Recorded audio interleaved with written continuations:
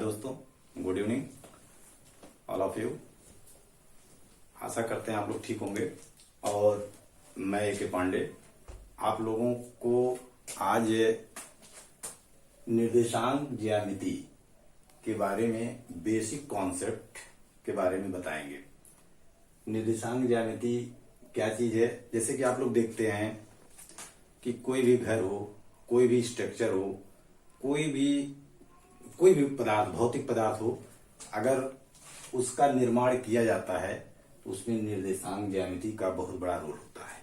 जैसे आप देखें, निर्देशांक ज्यामिति के लिए सबसे पहले हम एक स्ट्रक्चर बनाते हैं जिसमें आप एक हॉरिजॉन्टल लाइन होती है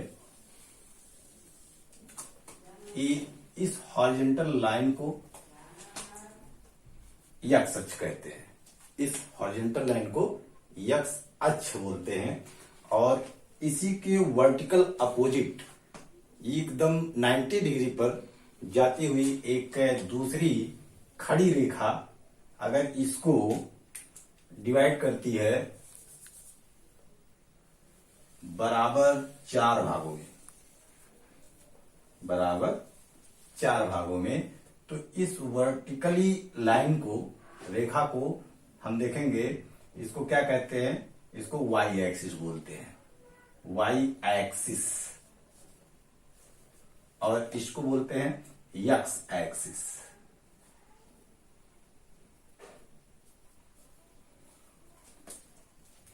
और जहां पे यक्स अक्ष और वाई अक्ष एक दूसरे को 90 डिग्री पर या कहें परपेंडिकुलर एक दूसरे को काटते हैं तो उसे हम ओरिजिन बोलते हैं। क्रॉस सेक्शन पॉइंट को, इसको हम ओरिजिन बोलते हैं और इसको डिनोट किससे करते हैं?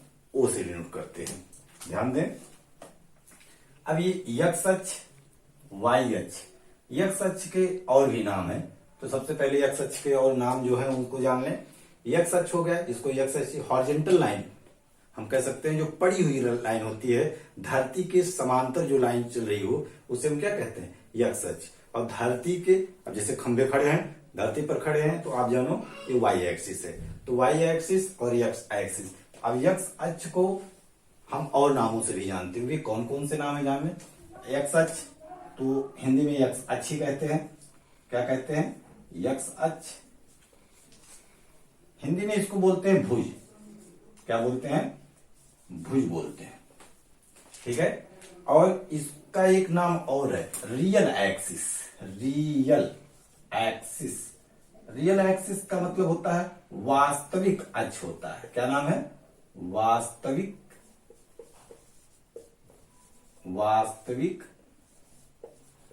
अक्ष। क्योंकि बेसिक कॉन्सेप्ट है, सबसे पहले निर्देशांक ज्यामिति के जो बेसिक कॉन्सेप्ट के बारे में आप जानें, यहीं से बेसिक कॉन्सेप्ट इसका शुरुआत है। आप जब इसको जानेंगे तो इससे रिलेटेड और भी चीजें आप ठीक से लगा ले जाएंगे। तो अब देखिए कितने नाम हैं। और वाई अक्ष का नाम, तो वाई अक्ष तो जानते हैं, वाई एक्सिस भी बोलते हैं, वाई अक्ष भी कहते हैं, हिंदी में वाई अक्ष कहते हैं। ओके। और इसका क्या नाम है? कोटि। इंग्लिश में वाई एक्सिस, हिंदी में वाई अक्ष, और इसको कोटि बोलते हैं। हिंदी में क्या बोलते हैं? कोटि। Otherwise imaginary axis, imaginary axis. ठीक है। या इसको काल्पनिक अक्ष कहते हैं। कौन सा अक्ष कहते हैं? काल्पनिक अक्ष। काल्पनिक अक्ष कहते हैं। आशा करते हैं यक्स अक्ष और वाई अक्ष के सभी नामों को आप जान गए होंगे। यक्स अक्ष को जो धरती के समांतर पड़ी हो उसको किस किस नाम से जानते हैं? एक बार पुनः देख लें। यक्स अक्ष, भुज, रियल एक्सिस, वास्तविक अक्ष, वाई अक्ष, कोट, इमेजिनरी एक्सिस, काल्पनिक अक्ष। ध्यान दें, ये आपका जो है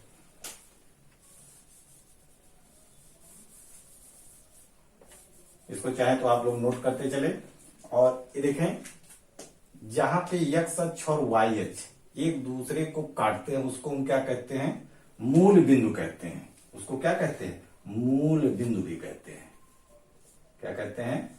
मूल बिंदु कहते हैं। इसको रूट पॉइंट बोलते हैं। क्या बोलते हैं? रूट पॉइंट भी कहते हैं या ओरिजिन बोलते हैं। क्या बोलते हैं? ओरिजिन बोलते हैं। तो आप यहां से देखें, इतने नाम इसके भी हैं। यक्स अक्ष पर मूल बिंदु से दाहिनी तरफ जाने पर, यक्स अक्ष पर मूल बिंदु से दाहिनी तरफ जाने पर जितने भी मान हम लें सब कैसे मान लिए जाएंगे? ये प्लस लिए जाएंगे। 1 लें, 2 लें या किसी भी चीज में लें, सभी मान कैसे होंगे? पॉजिटिव होंगे। और यक्स अक्ष पर बाईं तरफ जाने पर सभी मान कैसे होंगे? ऋणात्मक मान लिए जाएंगे। वही चीज ऊपर वाई अक्ष पर, वाई अक्ष पर देखें, ऊपर जाने पर सभी मान कैसे होंगे? धनात्मक होंगे और नीचे जाने पर ऋणात्मक। यक्स अक्ष के पर मूल बिंदु से दाहिनी तरफ, इधर देखें यक्स से डिनोट करते हैं और यहाँ यक्स डैश से डिनोट करते हैं किसी से, और यहाँ वाई और यहाँ वाई से डिनोट करेंगे। ये 2 डायमेंशनल ज्योमेट्री है।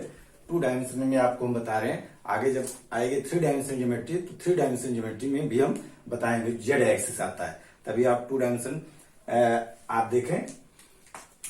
अब जैसे यहां से देखें, यक्स अक्ष और वाई अक्ष जो एक दूसरे को 4 भागों में बराबर 4 भागों में विभाजित कर रहे हैं। यहां से देखें यक्स अक्ष के एंटी क्लॉकवाइज, कैसे? Anti clockwise. सॉरी, मार्कर क्यों नहीं चल रहा है? चलिए, एंटी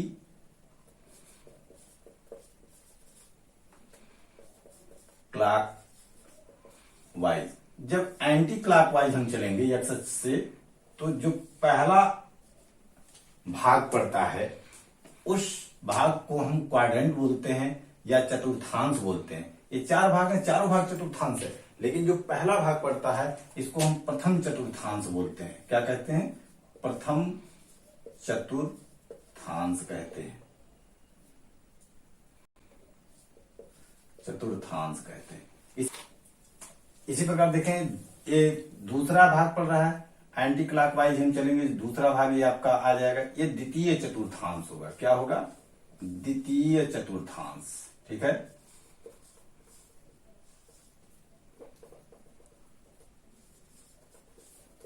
चतुर्थांश। इस प्रकार से फिर आ जाएंगे तृतीय चतुर्थांश। ये देखिए, जब एंटी क्लॉकवाइज चलेंगे तो फिर ये जब तीसरा पार्ट आ जाएगा तो इसको हम तृतीय चतुर्थांश बोलते हैं, थर्ड क्वाड्रेंट बोलते हैं। क्या नाम बोलते हैं इसको? तृतीय चतुर्थांश। तृतीय चतुर्थांश है। फिर इसी के अकॉर्डिंग हम चलेंगे, जब आगे चलेंगे फिर ऐसे चलते जाएंगे, ये चतुर्थ चतुर्थांश में पहुंचेंगे। 4th क्वाड्रेंट है, क्या नाम है इसका? चतुर्थ चतुर्थांश। ये आपका फर्स्ट है, ये आपका सेकंड है, ये आपका थर्ड है, ये आपका 4th है। इस प्रकार से देखें हम। और एक चीज ध्यान दें कि ये एक्स अक्ष और वाई अक्ष, ये अगर देखें तो ये एक प्लेन बना रहा है, एक समतल बना रहा है। समतल, इसको हम एक्स वाई समतल भी कह सकते हैं। इतना जो ये फर्स्ट क्वाड्रेंट है, ये एक्स वाई समतल तो पूरा है, लेकिन इतना भाग अगर कहा जाएगा तो ये भाग एक्स वाई समतल है, क्योंकि एक्स और वाई के बीच में आ रहा है। यहां से भी देखिए एक्स और वाई का प्लेन भी आ रहा है, एक्स डैश वाई डैश, ये आपका, और पूरा भाग तो एक्स वाई का प्लेन ही कहा जाएगा।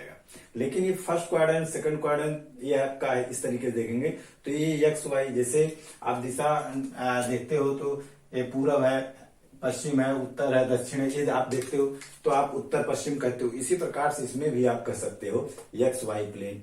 तो एक्स वाई प्लेन तो वैसे पूरा है, लेकिन एक्स डैश वाई प्लेन है, X dash Y dash plane है, एक्स वाई डैश प्लेन है, इस भाग को कह सकते हैं।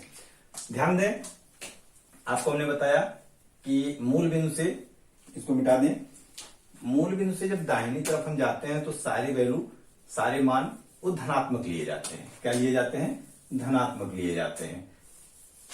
तो आगे और देखें, फर्स्ट क्वाड्रेंट में किसी निर्देशांक को निरूपित करने के लिए हम कैसे क्या करेंगे?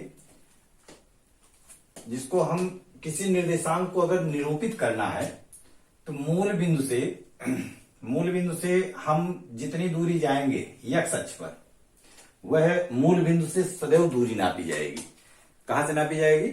सारी दूरियां, चाहे y अक्ष पर नापिए, चाहे x अक्ष के प्लस की तरफ नापिए, धन की तरफ नापिए, ठीक है, चाहे माइनस की तरफ नापिए, सारी दूरी सदैव मूल बिंदु से ही दूरी नापी जाती है। कहां से नापी जाती है? मूल बिंदु से नापी जाती है। इस प्रकार से अगर देखें, x अक्ष पर मान के चलते हैं, हमें यहां तक दूरी चले, ये आपकी दूरी हो गई,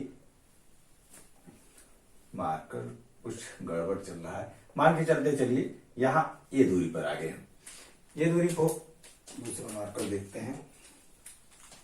ये y अक्ष पर हम दूरी यहां से यहां तक चले, ये मान के चलिए यहां ये b दूरी पर हो गया। तो x अक्ष पर कितनी दूरी चले? ये आपका a, तो ये आपकी दूरी OA हो कहलाएगी। क्या कहलाएगी? O से A तक। तो OA कितना चले? मान के चलो x। अब x कुछ भी हो सकता है, x मान के चलिए कुछ भी हो सकता है, ठीक है। तो अब x में 2 मीटर 2 सेंटीमीटर किसी भी नाप में हो, और y पे y अक्ष, तो y दूरी हो गई। तो y पे कितनी हो गई? OB। कितना हो गया? y। हाँ, इस मान को हम कैसे डिनोट करेंगे? ध्यान दें, हम यहां से इस पर हम लंब खींचेंगे। लंब माने परपेंडिकुलर एक लाइन सीधी खींचेंगे, या हम कह सकते हैं y अक्ष के समांतर बिंदु A से हम y अक्ष के समांतर एक रेखा खींचें। अब यहां से देखें, बिंदु B से x अक्ष के समांतर रेखा खींचें। तो समांतर कब होगी? जब इस पे परपेंडिकुलर करेंगे तभी तो समांतर होगा। देखते हैं, ये दोनों एक दूसरे को किसी बिंदु पर काटते हैं, मान लेते हैं ये P हो गया। क्या हो गया? P हो गया। अब इसी बिंदु P का निर्देशांक हमको बताना है। इसी बिंदु P का निर्देशांक कैसे बताएंगे? सोचें, सबसे पहले किसी भी निर्देशांक को लिखने के लिए सबसे पहले भुज लिखा जाता है। क्या लिखा जाता है? भुज। इसके बाद कामा कोट लिखी जाती है। क्या लिखी जाती है? कोट, लेकिन चिन्ह सहित, जैसा चिन्ह हो उसी के अनुसार लिखना। ध्यान दें, x ये धनात्मक दिशा में, सबसे पहले क्या है? x भुज है, तो ये आपका x, ठीक है, और ये क्या है? कोट ही है, फिर ये आपका y। अर्थात बिंदु P का निर्देशांक कितना हो गया? x कामा y। अब यहां से ये मिला लेते हैं, ये दूरी भी कभी कभी पूछी जाएगी तो बता सकते हैं। तो ये आपका हो गया OP दूरी। तो OP दूरी हम निकाल सकते हैं, ऐसी बात नहीं है, ठीक है, पाइथागोरस प्रमेय लगा के, लेकिन जब निकालना होगा तो उसको बताया जाएगा। आप यहां देखें, ये निर्देशांक, तो आप ध्यान दें कि किसी भी निर्देशांक को निरूपित करने के लिए सबसे पहले क्या लिखना चाहिए? भुज। सबसे पहले क्या लिखना चाहिए? भुज। इसके बाद कोट लिखी जाती है। चलिए तब दूसरे में देखते हैं। अगर इसका मतलब यहां देखें क्या है, एक चीज भुज प्लस है, इसमें भी प्लस है, तो इसका मतलब फर्स्ट क्वाड्रेंट में सब प्लस और प्लस ही रहेंगे, माने भुज भी प्लस और कोट भी प्लस। इस प्रकार से इसमें देखें, यक्स निगेटिव है तो यक्स सबसे पहले क्या लिखा जाएगा? भुज, फिर कोट। इधर भुज देखिए क्या है? माइनस है तो माइनस होगा, और कोट क्या है? प्लस है, तो यक्स कामा वाई, ये ऐसे निरूपित किए जाए। अब इस पर अगर 2 है और यहां आपका 1 है, तो यहां से ऐसे लम डालेंगे, उदाहरण के लिए समझते चलें। ये जहां कटेगा तो ये आपका 2 क्या है? -2 है, 2 नहीं -2 है, तो यहां आपका पहले -2 होगा, और ये आपका क्या है? प्लस है, तो -2 कामा 1। इस बिंदु का निर्देशांक कितना होगा? -2 कामा 1 होगा, इसी का अनुसार। तो फिर है, किसी भी निर्देशांक को देखने के लिए कहीं अगर कोई निर्देशांक दिया जाएगा, या हम ऐसे कोई क्वेश्चन आपको दें फिर, तो आप समझ जाइए किस क्वाड्रेंट में, किस चतुर्थांश में वह निर्देशांक स्थित है। तो अब देखें यहां पे क्या हुआ? माइनस कामा प्लस, तृतीय चतुर्थांश में आइए, ये आपका माइनस है, ये भी आपका माइनस है, यानी यक्स कामा वाई तो लिखा ही जाएगा, यक्स कामा वाई तो लिखा ही जाएगा। ये लिखा जाएगा आपका, भुज पहले लिखा जाएगा और कोट बाद में लिखा है, लेकिन चिन्ह सहित। आप किस दिशा में जा रहे हैं? ये माइनस है और ये भी माइनस है, बात को समझ में? तो -x-y। उसी प्रकार से देखें चतुर्थांश में जब जाएंगे तो सबसे पहले यक्स, सबसे पहले क्या? भुज, फिर इसके बाद कोट। तो भुज कैसा? पॉजिटिव है, मूल बिंदु से दाहिनी दिशा पे है, और कोट क्या है? नीचे की तरफ है, तो ये आपको क्या हो जाएगा? माइनस हो जाएगा। तो हम समझते हैं कि आप सभी लोग जो है किसी भी निर्देशांक को निरूपित करने के लिए उसका स्थान निर्धारित कर सकते हैं। कैसे कर सकते हैं? अगर कोई भी मान दिया जाए, जैसे हम आपको एक एग्जाम्पल के तौर पे देते हैं। एग्जाम्पल के तौर पे आप देखें, आप मान के ले लेते हैं कोई बिंदु आपका ए है 2, -3 है, बी आपका है 3, 2 है, सी आपका है 0, 1 है। ध्यान दें।